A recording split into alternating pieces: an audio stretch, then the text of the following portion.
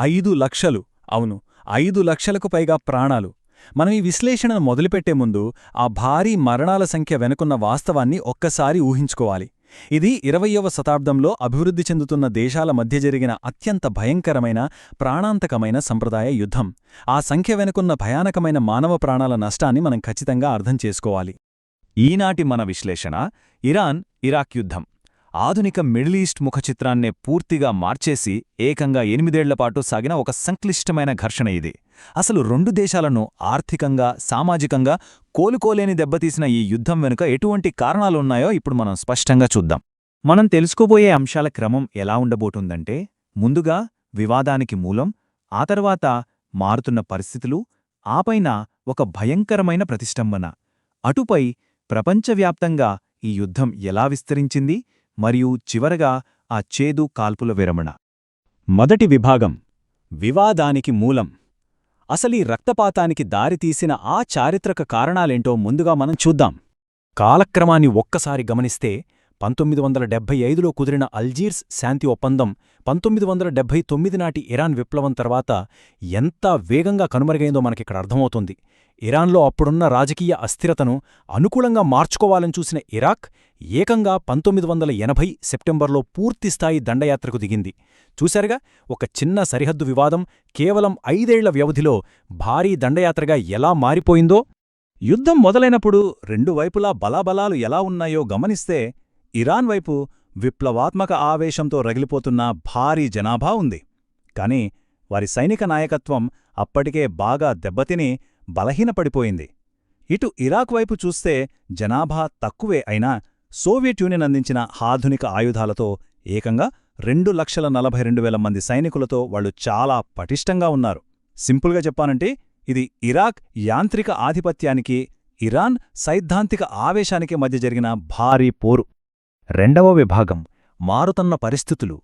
చాలా సులువుగా గెలిచేస్తామనుకున్న దండయాత్ర ఎలా ఊహించని మలుపులు తిరిగి కఠినంగా మారిపోయిందో ఇప్పుడు విశ్లేషిద్దాం. ఇరాన్ ప్రభుత్వం పేకమెడలా కూలిపోతుందని ఇరాక్ చాలా ధీమాగా అనుకుంది. కాని సీన్ రివర్స్ అయింది. ఇరాన్ వైమానిక దళాలు సురక్షితమైన బంకర్లలో ఉండటం వల్ల ఇరాక్ చేసిన ఎయిర్ స్ట్రైక్స్ పెద్దగా పనిచేయలేదు. డిసెంబర్ నాటికి గ్రౌండ్ అటాక్స్ కూడా పూర్తిగా ఆగిపోయాయి. ముఖ్యంగా ఖోరామ్ షహర్ లాంటి సిటీల్లో ఇరాన్ స్థానిక మిలీషియాలు ఇచ్చిన గట్టి కౌంటర్కి ఇరాక్ దళాలు కఠినమైన వీధి పోరాటాల్లో ఇరుక్కుపోయాయి. ఇక్కడే పరిస్థితులు మొదటిసారి తారుమారయ్యాయి. మరి ఇరాన్ ఏ విధంగా కంబ్యాక్ ఇచ్చిందో గమనిస్తే, పకడ్బందీ ప్రణాళికతో దళాలను మళ్లీ సిద్ధంచేసి 1982 వసంతకాలంలో ఆపరేషన్ బైట్ ఓల్ ముఖద్దాస్ మొదలుపెట్టి ఖోరామ్ షహర్ను వెనక్కి లాక్కున్నారు. 10,000 మంది ఇరాక్ సైనికులను బంధించి అసలు యుద్ధం ఎక్కడైతే మొదలైందో కరెక్టుగా మళ్లీ ఆ పాత సరిహద్దులకే ఇరాక్ సైన్యాన్ని వెనక్కి నెట్టేశారు. ఇది నిజంగా ఊహించని ఒక గొప్ప మలుపు కదా. మూడవ విభాగం: ప్రతిష్టంభన మరియు భీకర యుద్ధం. పాత సరిహద్దులకు చేరుకున్న తర్వాత ఈ ఘర్షణ కదలికలేని ఒక భయానక రూపం దాల్చింది. ఇక్కడ ఒక చిన్న క్లారిటీ ఇస్తాను. ఇరాన్ వాడిన హ్యూమన్ వేవ్ అటాక్స్ అనగానే ఏదో గుంపులుగా జనం గుడ్డిగా దూసుకురావడం అని అనుకుంటారు. కానీ అది నిజం కాదు. వాస్తవానికి ఇవి 22 మంది సభ్యులుండే ఇన్ఫాంట్రీ స్క్వాడ్లు చేసిన పక్కా వ్యూహాత్మక దాడులు. శత్రుల రక్షణ వలయంలో ఎక్కడైతే వీక్ పాయింట్స్ ఉంటాయో వాటిని టార్గెట్ చేస్తూ చేసిన దాడులివి. ప్రాణనష్టం పరంగా ఇది చాలా ఖరీదైన వ్యూహమే అయినా బలంగా ఉన్న ఇరాక్ రక్షణను ఛేదించడానికి ఇరాన్ దీన్ని ఒక ప్రధాన అస్త్రంగా వాడింది. అలా ఒకేసారి పెద్ద సంఖ్యలో వస్తున్న ఇరాన్ సైన్యాన్ని తట్టుకోవడానికి ఇరాక్ డిఫెన్స్ ఇన్ డెప్త్ అనే సరికొత్త వ్యూహాన్ని అమలు చేసింది. 100 మైళ్ల పొడవునా లోతైన కందకాలు, ముళ్ల కంచెలు, భారీ మందుపాత్రలతో అతిపెద్ద రక్షణ వలయాన్ని క్రియేట్ చేసింది. అంతేకాడండోయ్, ఈ ప్రతిష్టంభనలు అధిగమించడానికి ఇరాక్ ఏకంగా అత్యంత భయానకమైన రసాయన ఆయుధాలను వాడటానికి కూడా అస్సలు వెనుకాడలేదు. ఇక యుద్ధం ఏ స్థాయికెళ్ళిందంటే, దక్షిణ ప్రాంతంలోని చిత్తడి నేలల్లో జరిగిన పోరాటం చూస్తే నిజంగా రోమాలు నిక్కబడుచుకుంటాయి. ఇరాన్ దళాలు స్పీడ్ బోట్ల మీద దాడులు చేస్తుంటే వాళ్లను ఆపడానికి ఇరాక్ ఏం చేసిందో తెలుసా? ఏకంగా ఆ చిత్తడి నేలల్లోని నీటిలోకి కరెంటును పాస్ చేసింది.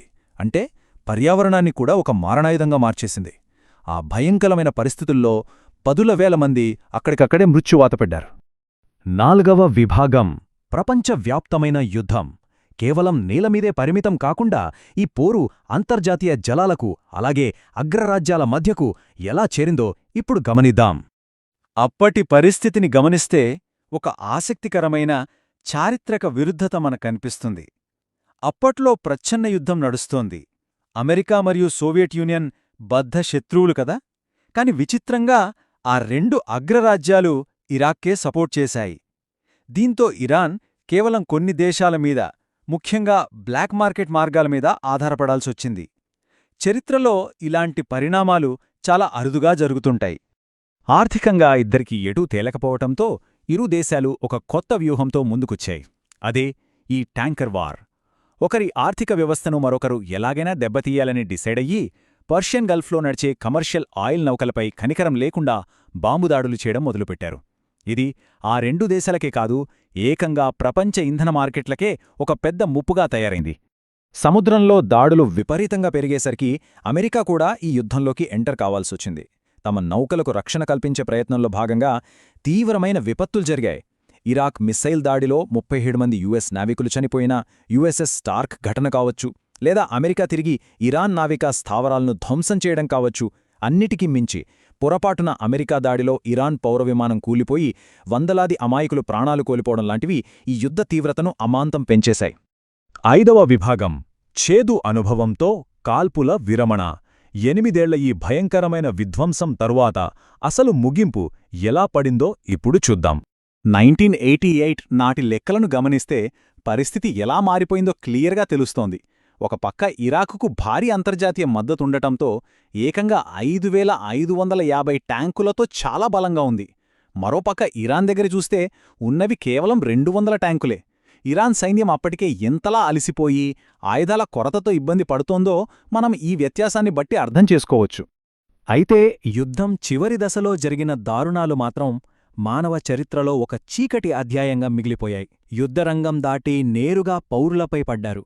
టెహరాన్, బాగ్దాద్ లాంటి జనసమ్మర్దమున్న నగరాలపై బ్యాలిస్టిక్ క్షిపణులతో దాడులు చేశారు. ఇక కుర్దిష్ మైనారిటీల మీద జరిగిన హలబ్జా రసాయన దాడి అయితే అదొక గుండెల్ని పిండేసే విషాదం. అత్యంత దారుణమైన మారణకాండగా ఇది చరిత్రలో చిరకాలం మిగిలిపోయింది.